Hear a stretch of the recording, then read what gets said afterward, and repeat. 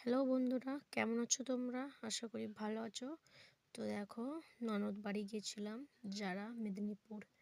ওইখান থেকে দেখো সবাই মিলে রেডি হলাম। রেডি হয়ে কোথায় যাচ্ছিস সেটাই তোমরা দেখতে থাকো। আমি অনেক দিন শুনেছিলাম বা অনেকে ভিডিওতেও দেখেছিলাম অনেকে যে ক্ষীরপায়ে বড় মা নাকি খুব জাগ্রত।